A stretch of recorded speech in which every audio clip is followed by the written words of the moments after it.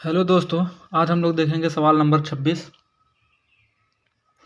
देखेंगे भाई, सवाल है यदि tan a बराबर 1 और tan b बराबर √3 तो निम्नलिखित के मान ज्ञात कीजिए। सवाल क्या है, cos a into cos B minus sine a into sine B. इसको हम दो तरीके से लगा सकते हैं। दो तरीके से मतलब ये है कि यहाँ वैल्यू आसान दी गई है। जैसे 1 है तो आप इसका मान निकाल लेंगे, ठीक है, 10 से। यहाँ 5 दिया गया होता, 7 दिया गया होता तो हमको चित्र बनाना पड़ता। बात समझ आ रही भाई? तो आपको मैं वैसे ही बता दे रहा हूँ, ठीक है। ये वैल्यू आसान है, 1 इसका भी मान निकल जाएगा, √3 इसका भी मान निकल जाएगा। लेकिन यहाँ पे 8 दे देगा, 9 दे देगा, 10 दे देगा, तब आपको दिक्कत हो जाएगी। तब आपको क्या बनाना पड़ेगा, त्रिभुज बना के लगाना पड़ेगा, ठीक है। तो tan a बराबर 1 है, tan a बराबर क्या है, 1 है, ठीक है भाई। तो tan a बराबर 1 है तो tan a बराबर हम लोग इसको लिख सकते हैं, 1 को क्या लिख सकते हैं, tan 45 डिग्री की वैल्यू होती है ये। बात समझ आ रही है? यहाँ से जो a का मान आएगा वो क्या आ जाएगा, 45 डिग्री। a का मान क्या आ गया भाई, 45 डिग्री, ठीक है। a का मान 45 डिग्री आ गया। यहाँ से हम लोग क्या करेंगे, tan b बराबर √3 दिया है, tan b बराबर √3। तो tan में जो है √3 मान होता है वो होता है 60 अंश का। तो tan b बराबर tan 60 अंश, ठीक है। tan b बराबर tan 60 अंश हो जाएगा। अब b की जो वैल्यू हो गई वो क्या हो गई, 60 अंश हो गई। a का मान 45 डिग्री, b का मान 60, ठीक है। यहीं पे डायरेक्ट रखो यार, मान आ जाएगा, ठीक है, सोल्यूशन बन जाएगी, सवाल हल हो जाएगी। cos a है, मैं रख रहा हूँ, a का मान क्या है, 45 degree, cos 45 degree into cos b है, b का मान क्या है, 60 अंश, b का मान 60 अंश। तो यहाँ पे हम लोग क्या रखेंगे, 60 अंश माइनस साइन a का मान क्या है, 45 डिग्री, तो sine 45 degree into sine B है, बी का मान क्या है, 60 अंश, ठीक है। तो साइन 60 अंश इसको कर देंगे, ठीक है भाई। इतना थोड़ा सा ये ऐसे इसमें आप कंफ्यूज ना हो पाए, ठीक है।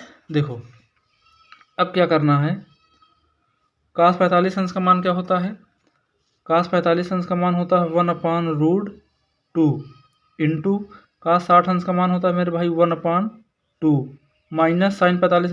थोड़ा सा आप अच्छे जगह में लिख लेना, ठीक है, ऐसे इसको साइड में कर देना, मतलब साइड में आप ऐसे लगा लेना। साइन 45 अंश का मान 1/√2 इंटू साइन 60 अंश का मान √3/2। बहुत शार्ट में बताया हूँ भाई सवाल आपको, ठीक है ना। भले थोड़े से जगह की प्रॉब्लम हो रही है, आप लोग ध्यान से देखिएगा।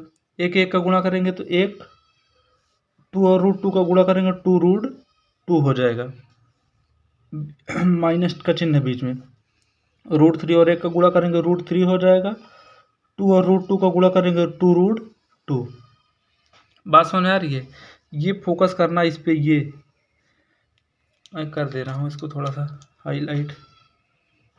ये है मेरे भाई सवाल, ठीक है, ये लगाया हूँ ये, और ये भी ये आप इससे मान निकाला हूँ, ठीक है। ये जो बंद है ये इससे मान निकाला हूँ, इससे a b, और ये आपकी सवाल थी, ये सवाल थी, ठीक है भाई। और ये सलूशन है, देखो 60 में a का a की वैल्यू यहाँ पे रखा हूँ, ये b की वैल्यू यहाँ पे रखा हूँ, ठीक है। उसके बाद ये कैलकुलेशन यहाँ मैं कर दे रहा हूँ। अब इसको हम लोग थोड़ा सा हल करेंगे, तो नीचे हर बराबर है तो ये हो जाएगा 1 माइनस √3/2√2। ये भाई पूरी सवाल हुई आपकी, ये आंसर हो गया, ठीक है मेरे भाई। तो ये आपका आंसर आ गया, ठीक है। आप इसको दूसरे तरीके से भी लगा सकते हैं, बात समझ आ रही है? आप इसको दूसरे तरीके से भी लगा सकते हैं। वो कौन सा तरीका है, जैसे एक के नीचे कुछ नहीं है तो एक मान लेंगे, फिर उससे त्रिभुज बनाएंगे। यहाँ वैल्यू बहुत आसान थी, जिसका मान हमें पता था, तो इसलिए मैंने आसानी से ऐसे कर दिया, ठीक है। जब यहाँ पे 7 होगा, 8 होगा, कुछ ऐसी इस टाइप होगा तो हम लोग उसे त्रिभुज बनाएंगे।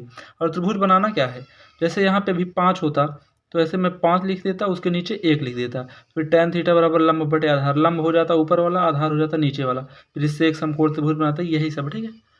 आपको वो भी पता है, मैं बताया हूँ इतनी सारी सवालें, ठीक है भाई। अब हम लोग सवाल नंबर देखेंगे 27 मेरे भाई। सवाल नंबर 27, यदि tan थीटा प्लस काट थीटा बराबर 2 तो tan स्क्वायर थीटा प्लस काट स्क्वायर थीटा का मान ज्ञात कीजिए।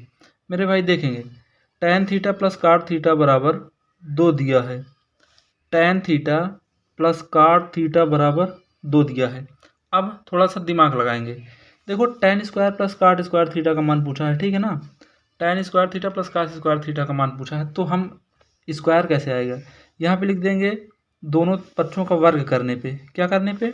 दोनों पक्षों का वर्ग करने पे। ठीक है भाई, दोनों पक्षों का वर्ग करने पर।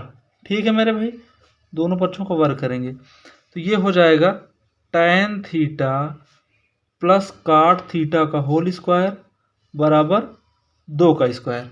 ठीक है भाई, अब इसमें a प्लस बी का फार्मूला लगाएंगे। ये हो जाएगा tan square theta plus cot square theta plus होता नहीं है 2ab, 2 into tan theta into cot theta बराबर 2 का स्क्वायर 4 हो जाएगा।